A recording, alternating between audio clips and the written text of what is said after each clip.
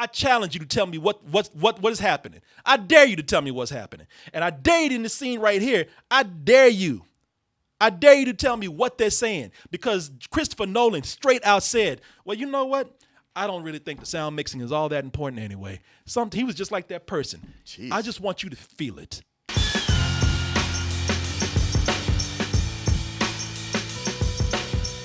Before we start, I have to let you know that this video has been approved and sponsored by AMC Shudder. And we're going to be doing our big review for Tenet. Now, I don't have to let you know what that is. You know, it's the big sci-fi epic from Christopher Nolan. And usually when you're a sci-fi fan, you're probably a horror fan too, and vice versa. And you can find both of those on Shudder.com. That's SHUDDER.com. They call it the Netflix of horror because you have so much variety of horror on there.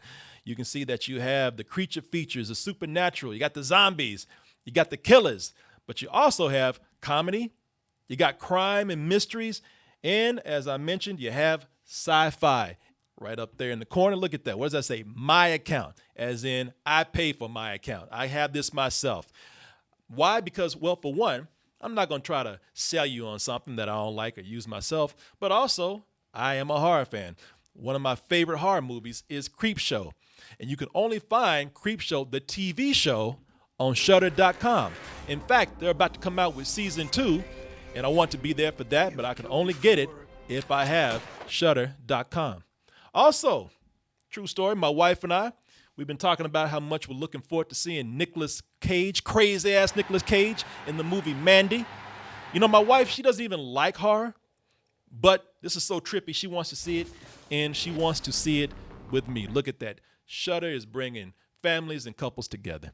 Get that. Get Shudder.com at a very low price, $5.99 per month or $56.99 per year. And when you do sign up, the horror can follow you all around the house. Whether you're taking a shower, whether you're taking a crap, take it with you wherever you go if you want. Why? Because you can get this on so many devices. I'm looking at the list right here.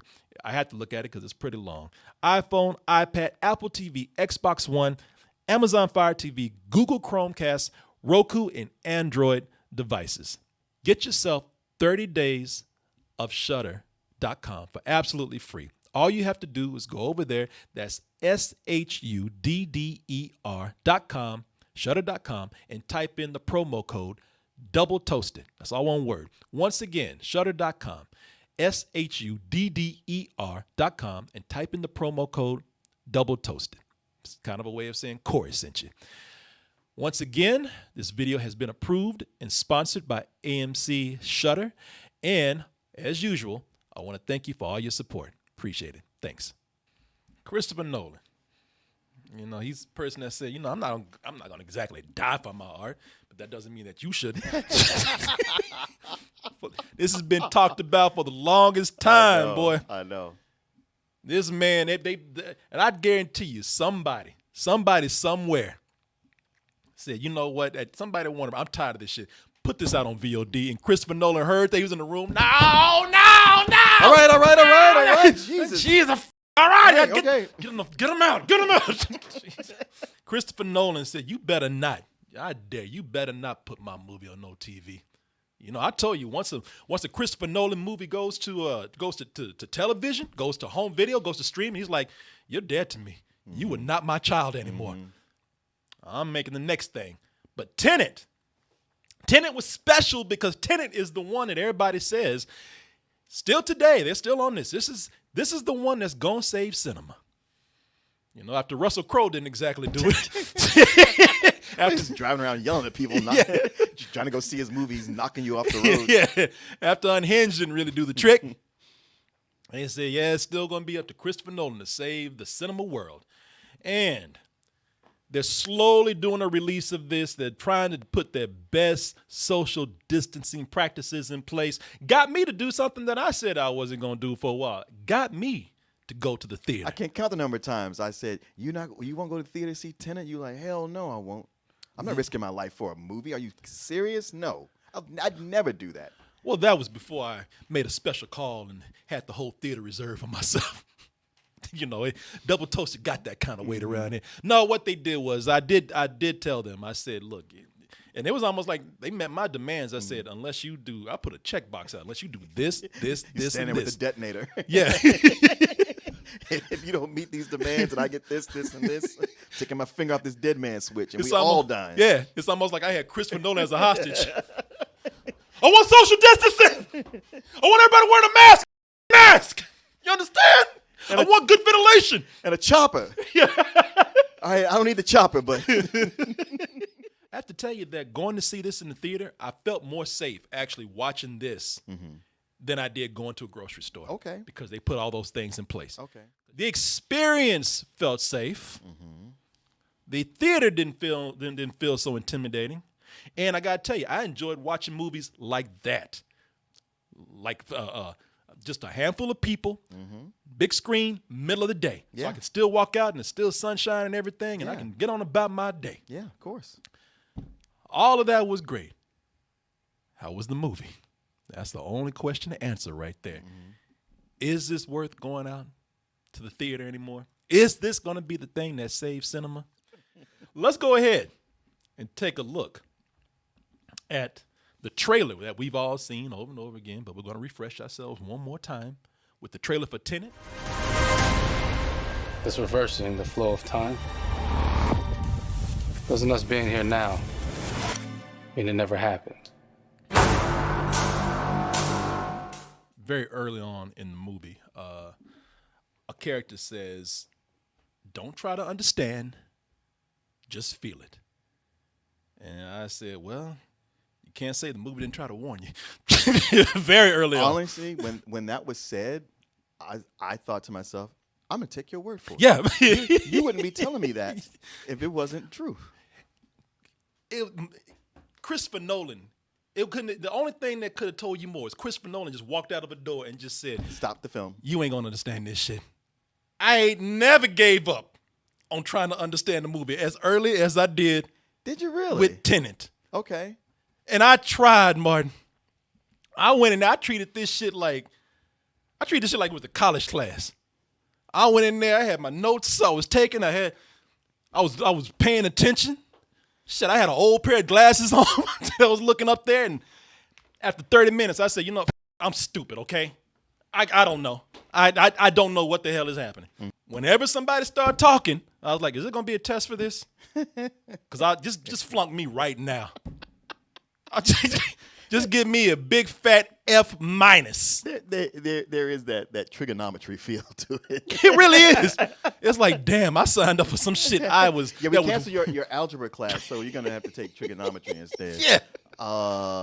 Is that with fractions? Yeah. Just do your best. like you need to beat up a nerd to do your homework for you for this shit.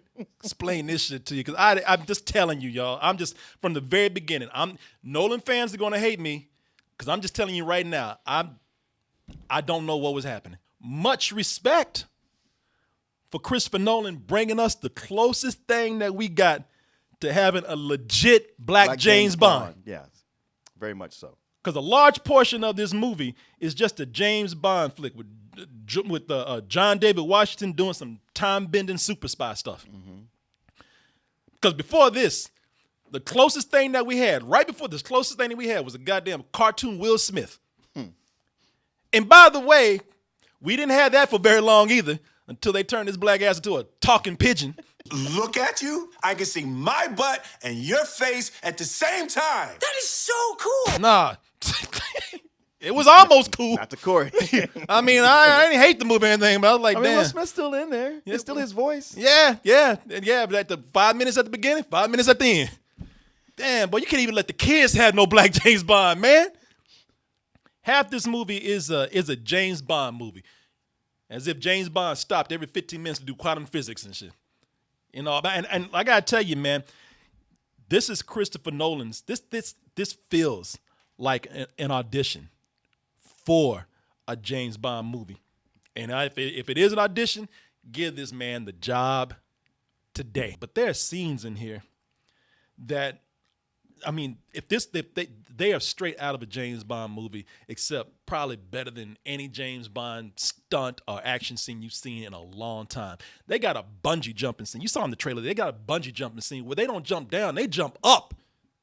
into a building. Now, this has nothing to do with anything with the story. I'm like, they rigged something with the characters in the movie, rigged something so they could just jump up and do some super spy stuff and jump into a building. John David Washington beats up some people with the kitchen. Yeah. Does it casually, too. Yeah, I mean, yeah. There was some plates. I took them plates and just threw them in somebody's face. Plates were fresh out the dishwasher, too. He's like, what do you think? What are you thinking fighting me when I got all this stuff around?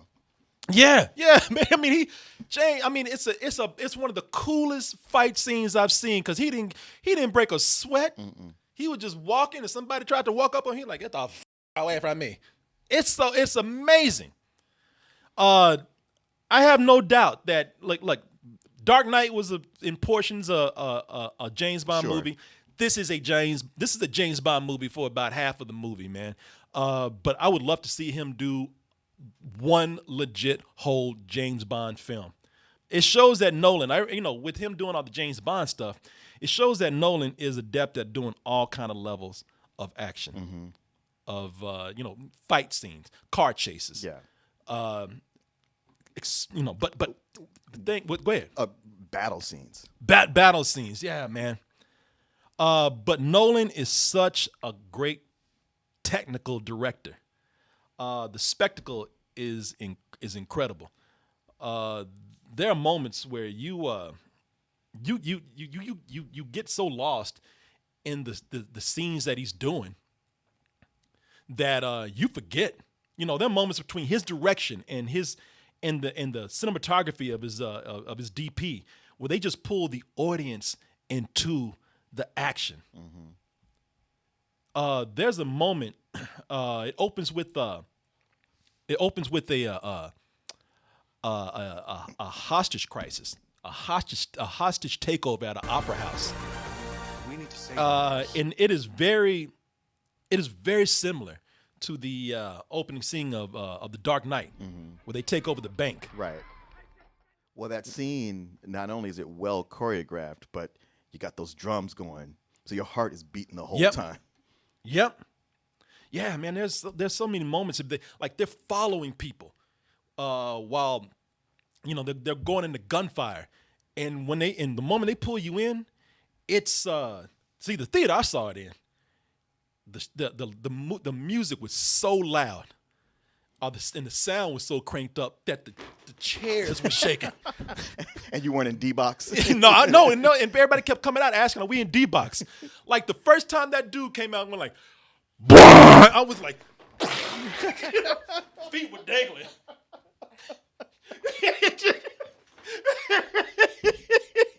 You're immersed, man. His sound mixing, the way he follows characters into action, all of this was crazy, man.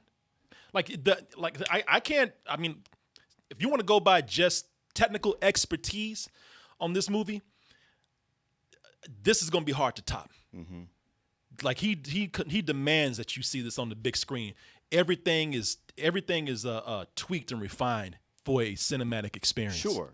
It is, one of the reasons why it's like if there was a movie that you would hem and haw about seeing in a theater, this is the one. But like I said, the only thing is, I mean, I equate it to this. If you want to take the story and the action I'm talking about with everything I'm saying, this is like a roller coaster ride that you're taking with a physics major who won't shut the f up. How are you feeling about it so far? So I guess because like I said, initially I watched it in pieces, or at least in halves, and not even full halves. I'd seen up to a certain point. Yeah. And I thought, wow, what an incredible opening sequence. And then we're getting to it, and then we get to that first piece of now where we see here where he's talking to Q. She's not actually Q, but it felt like she's basically Q. Yeah. Explaining, the way the manipulation works. And I was like, here we go. Christopher Nolan again with the word vomit and all this. And there was that moment of, listen, you're not going to understand this. And I was like, okay, they're telling me that. So I'm not going to get caught up in that. Yeah. I'm going to let what's happening play out, but enjoy it and still kind of keep tabs on it. And I was like, I get it. I don't quite understand the mechanics of it. And it does hurt in as much as when things happen, there's not so much of a, I could kind of anticipate that was going to happen. It was like, I mean, I guess. Yeah. But I'm still digging it. When they're done with a huge spectacle, or they're done with some huge set piece, you just kind of like, God damn, that was amazing. I don't know what is happening, but it was amazing. There is a car rescue scene in here where it had me on the edge of my seat. I mean, seriously, it was the perfect combination of editing, sound mixing, and music, and it had me on edge the whole time. Mm-hmm. And let me just say, I had the footrest up. Yeah, I was straddling that shit. 'Cause it was almost like I was riding somebody having sex. And I was like, oh my God, are they gonna make it? Are they gonna make it? I was really everything from the fights to certain stunts. And especially the car chases, man. I felt like I was there. The way they throw you into the action. Yeah. You know, he's using every skill, every resource to make this a cinematic experience. And as I said, I did not watch this in IMAX. By the way, I watched this in Dolby. Oh, okay. Dolby surround I sound. thought it was IMAX you were seeing it in. Yeah, no, it was, and I gotta tell you, I couldn't even tell the difference. Okay. It was the way that sound was cranked up and that screen is beautiful. I couldn't tell the difference. I understand why he was losing his shit. Yeah. Yeah, I worked too hard for y'all to just throw this on the television. I was like, yeah, I don't blame him. Shit, I'd get on the floor and throw a tantrum too if you try to put this on a TV. Mm-hmm. I get it, man. You know, it's movies like this where his love for actual film, not digital, but film, his love for practical effects, where they really show, man.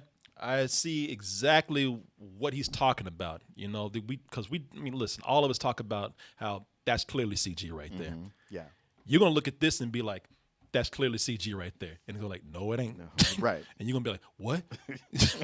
No, and sometimes, I mean, I'll even say, as much as I'm praising it, sometimes it's not even necessary for him to go as far as he is. This man is like, now, everybody's talking about how great a filmmaker he is and whatnot, and he is, but really when you get right down to it, he's just a more intellectual Michael Bay. You definitely put some thought and some intelligence into your story, but sometimes you just blow up shit because you can. Right. But Michael Bay does a great job at blowing stuff up. We just always wish, like, if you could just be a bit more intelligent about it. And here's Christopher Nolan going like, well, here's what you asked for. And then when Christopher Nolan is like, you know what, can you just stop thinking so much and just blow some shit?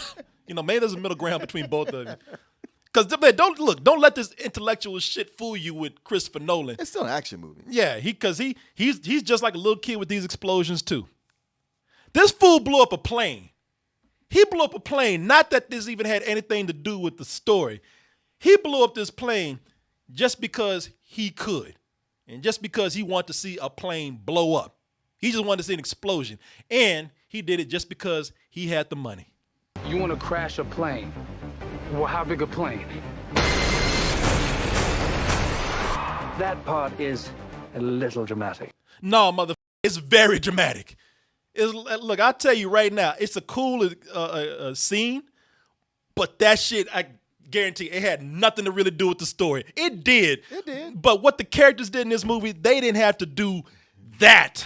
And let me just tell you too, because they could have done anything for this plan besides go to this complicated shit, blow up not a plane, but a whole airport. And I have you know that the airport was just conveniently empty when they did it. And I know that this is not some private chartered airport, and there was meant to be people there, because there's a part where they're stacking food on the plane, and so and it's a lot. No, that's a commercial jet. It's a commercial jet, and there wasn't that wasn't a gourmet first class and business class shit they were putting on there. That shit was beef stroganoff and goddamn toast or something. Toast. Last time you flew on an airplane and got a meal. Man, they don't do meals no more. Shit, you know what? I'd be lucky to get that. As I said, as for the story, maybe I'm just not smart enough to comprehend what's happening here. Now, I understand certain beats. I understand certain, certain underlying themes. I understand certain plot points, but even with me not understanding everything, and I don't. I walked out and not knowing any more about what this is than I went in. But I still think it's somewhat flawed from what I saw, because there's certain things that they do that I thought, all right, you know what? I mean, I know this is a sci-fi story right here, but that's just not very believable right there. John David Washington, the way he picked up these skills was not very convincing. He mastered the art of Tenet in one day. And I even say not even a full day, a few hours. Just because a scientist behind him said, you know what, stop thinking too hard. Just feel it. Just go with it. I'm like, shit, maybe that's what I needed. Yeah. Shit, maybe I need some. You should listen to it. Maybe I need somebody in a white coat behind me talking about shit. Just shut the f up and just go with it. Just stop thinking. But he got that quick. And I thought, like, wow, I know this is a 2.5 hour movie and they need to get this going, but I thought they could have written that a better way, where it's just kind of like, all right, we need to get this going. Hey, just feel it. Zoom. Oh, you got it. Cool. On about your mission now. I thought that was something that was just too fast. Any thoughts on that? Gosh, there's so much I could say, but I feel like I should not. But I with being told just feel it. It seemed like he took the advice, he went with it, and I can think of reasons why it wasn't so hard for him to pick up. It's for me though, those kind of shortcomings in the story where I believe that a lot of it comes from really trying to over-explain. You talk about just feel it. There's a lot of exposition in this movie. That's the thing about it. It's not so much that I'm not understanding all the time. It's that, you're over-explaining what you're doing. So many shots where they just walking down the street, they just explaining this stuff. And I'm just like, first of all, y'all talking about secret shit in the middle of a Times Square, in the middle of a very busy metropolitan area. Yeah, when things aren't blowing up or crashing, there's a lot of walking, talking. Yeah. I mean, I'm serious. There's a lot of walking down the street and talking loud too. Just like, you want to blow up a plane? Shh. Yeah, man. Shit. But yeah. There's a lot of exposition going on that I thought, well, I don't really feel like this is so much letting the story tell itself as you are explaining it to me, and a lot of this stuff is not clear anyway, at least not on the first viewing. So that kind of slowed things down for me. And like I said, it's when it's those kind of shortcomings in the story that bring the movie down for me later. Because the first I'm just kind of like, oh, I don't care about any of the stuff that I'm not really picking up. I'm just going with this on a technical level, going with this on an action level, and I'm having a good time, having a great time. But as it went along, man, I thought like the last act especially got very crazy. For the fight scenes, that's actually pretty. It's pretty incredible what they do. It's inventive. It's something we haven't seen before. Yeah, there's so many parts in here where just fight scenes. It's not just that they're reversing and fast forwarding the fight scenes in this. There are moments where the one scene will go backwards, another scene will go forwards, and those scenes have to actually coordinate and match up at some point. They have to actually meet each other at some point. There's some parts of it that are predictable where they try to act like there's a twist. I'm like, all right, I see what's happening here. You can tell me what's going on now because I got it, and I did. But the way that they have to coordinate these backwards and forward scenes, I thought that was brilliant. That takes a lot of planning. A lot of planning. Yeah, you got to figure somewhere there's a map that's got pieces and different colored tacks in it and strings that go here and here and here. Oh yeah. But at the end, the third act, there's a battle scene that goes on, and it's that last battle scene where I thought, okay, this movie has lost its goddamn mind now. There's people walking forwards up here, walking backwards back there, and it actually looks kind of funny. There's some parts where people just start going backwards. And I'm like, all right, now this just looks crazy. This looks silly a little bit, but again, the coordination behind it is cool. But the battle scene, for me, that battle scene, man, lots of explosions, lots of gunfights, lots of cutting back and forth between scenes, people walking backwards here, forwards there, and without a real comprehensible story, it just starts to feel like a lot of noise to me. It's just now they just blowing up stuff. People just running around, just grenading things and rocket launching stuff. And I'm just like, all right. At this point, with me not having any kind of story to really grasp onto anyway, at this point, it's just noisy. It's not really having any kind of impact at all anymore. I'm just now this is where I'm getting kind of numb to all of this. Fortunately, it's near the last act, but yeah, I was at that point. I was kind of like, all right, I'm kind of tired, man, of this. It's like we're over 2 hours now. I don't know what's going on. It's been cool. Kind of ready to go at this moment, sir. Oh, me, I'm yes. up. Okay. Well, I hear everything you're saying, and what's funny is like every one of those complaints you got is how I felt, maybe even double about Inception. Which is why I'm not a big fan of that movie, because there's so much. So there's all the walking and talking. There's the over-explain everything. 40% of that movie is exposition, and it's overly complicated when everything about it could have been a lot simpler. It's too long, and a lot of what makes it too long is that big battle scene in the snow, where I was like, I thought we were about to hit our goal, and now we got this. Now here with this movie, those things are there, but it didn't bother me. And so I was just kind of rolling with it, like, all right, let's just pretend like I'm right about what I think is happening. So I was digging all that. Even with the big battle, I was like, I shouldn't be liking this, but it is inventive, all the stuff that's going on and coming together at once. And I'm waiting to see if there's a reveal that will help me understand this better.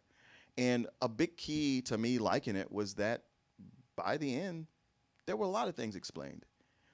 Enough for me to look back and go like, okay. Now I have since read an explanation of things I right before coming here, and what I read, I was like, oh, okay. So what I thought was happening the whole time. Yeah, I totally get why you felt the way you did. It wasn't extreme for me. Yeah, well, I mean, I think a lot of the stuff in here that made it, if you want to say extreme, is just that I can't even understand what they were saying sometimes. There are moments like that.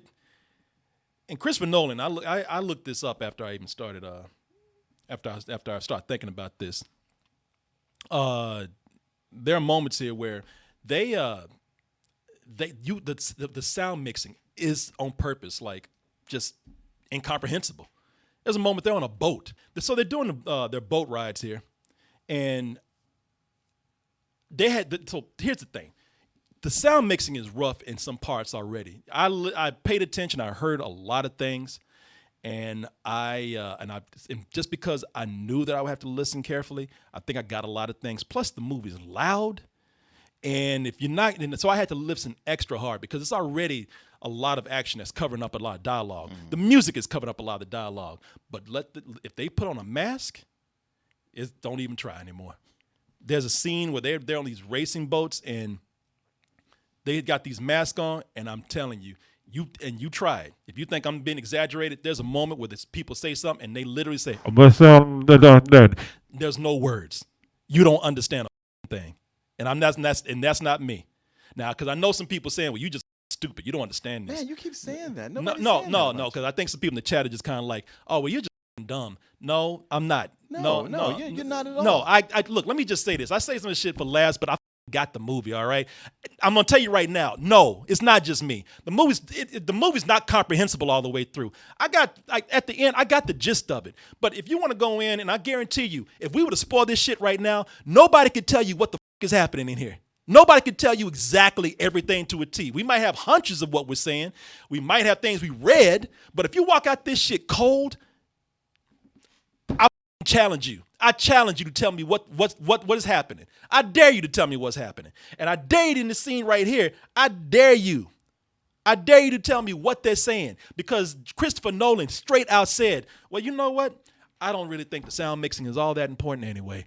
He was just like that person. Jeez. I just want you to feel it. I don't want you to. You don't need to hear everything, and you didn't. No, That's not me. It's not that I just don't want to go and I'm lazy. It's not because I'm fucking dumb. It's because the shit is not that comprehensible, and it gets in the way of the story. And it's not like I'm criticizing the movie, because there's a lot of things in here that I didn't think I would like that I actually liked a lot. Let me see here. Kenneth Branagh. I saw this and I thought Kenneth Branagh. I said, man, this fake ass Russian accent he's doing, that's laughable. And in the movie, scared the shit out of me. He got a story about doing something with people's balls, people's testicles, and he told it so cold. He actually makes a really good villain. Mm-hmm. He's very cold and matter of fact. There were times that he was so good and his voice was so unrecognizable, and that accent was not bad. Look, I'm not Russian, so I can't say it's good enough, but that accent was not bad at all. And if I didn't know that was Kenneth Branagh, I probably wouldn't have recognized him for a little while. Right. Now, here's where I probably will get some hate. John David Washington, I think he's good, man. I like him, but he's so serious in the movie that he's got that tone all the way through the film. All right. I can take the hate off of you. He's the weakest part to me. I honestly, as an actor, I'm not sold on him. I'm not crazy about the nepotism where he comes out of nowhere and gets to headline 2 big movies like this. And when I'm watching him perform, I'm like, he's not terrible. He's not even bad, but he hasn't really proven himself to be that kind of charismatic actor who should be carrying a movie like this. Yeah, I don't know if it's the writing, because the movie's kind of self-serious anyway in a lot of parts, or I don't know if it's if it's him. Like, I don't think he was terrible.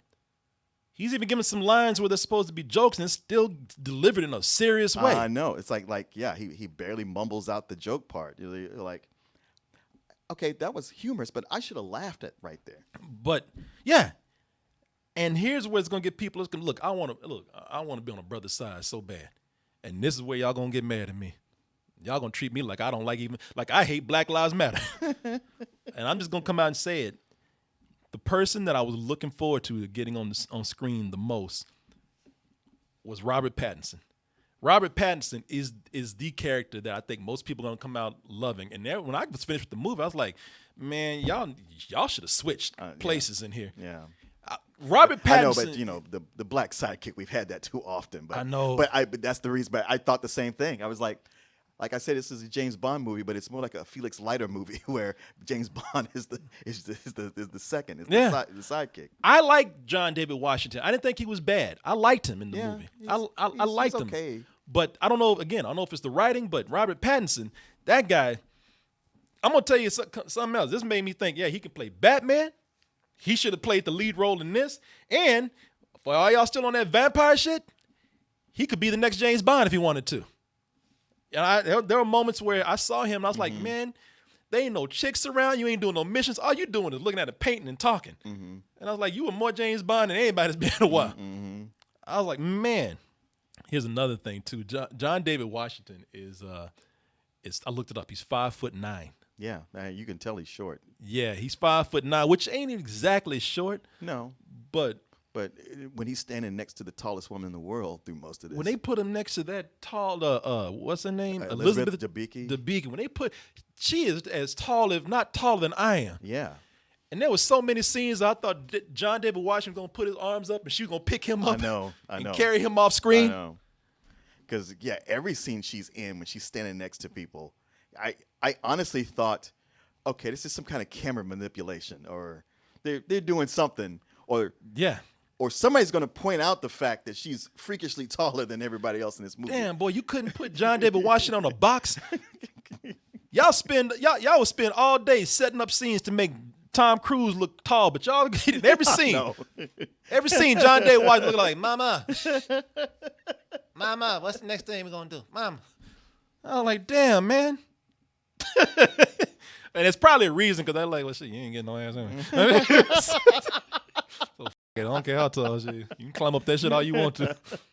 I like this movie so much more than I expected to. It is very much the James Bond movie that I've been wanting. It is not without its flaws. Like I said, it's still 2.5 hours. It's kind of long. It is a chore to watch a movie where you don't understand what's happening. And there's just no getting around that. Yeah. And this happens with these movies all the time. Now, not Christopher Nolan movies necessarily, but just other movies. And for some people, they're like, "Hey, that's cool." It's funny because you're usually one of those people who are like, "No, I dig that. I didn't get it all because I like going back and then figuring things out." And I've thought about that too with this movie. But go ahead. Yeah. And then sometimes you don't like that. And as much as I tend to not like that, this was that time when I did. I dug it. Yeah, it's kind of a low full price for me. I know there were some other things that I wasn't crazy about, but they're escaping my mind at the moment. It's very much worth seeing in a theater. When they were doing that big debate about should you see this or not, I think it is worth it. Yeah, definitely worth to see it in the theater. Fuck yeah, but nothing I honestly, my opinion is kind of a little different from yours. Was like nothing I'd rush to see in a theater. If I could, I'd wait this out to see if it was going to be on VOD. And if you still are a little worried about going out to a theater, then don't go. I don't think it's worth going out to a theater just because it's Tenet and things are easing back. If you're worried about that, don't rush out and see it. I think Christopher Nolan is a brilliant director, and this is good. But the story kept this from ending on the high notes that it started with. The only reason why I say that it doesn't work for me here is because a lot of movies that do have these, they go through these deep dives and they have, they want you to study the movie and pay attention. They're smaller movies and they usually stick to the story. There's not an action scene that comes up and disrupts it or breaks it apart and makes everything feel a little bit more disjointed. For a first time viewing of this movie, this is more Dark Knight Rises than it is Dark Knight. It's a matinee, probably high matinee, but yeah. Is it for me? Is it the movie that people hyped it up to be? It's still not on that level. I tell you what, I appreciate a director that is going out and at least trying to get deep with his script and think about things, and somebody who just goes out there and just blows shit up. But there's a place for everything, So I'm not even complaining about other directors that don't. Not everybody's Christopher Nolan. Not everybody needs to be that. But I think this can be frustrating sometimes, more than a complete enjoyable experience. But overall, very good, very good.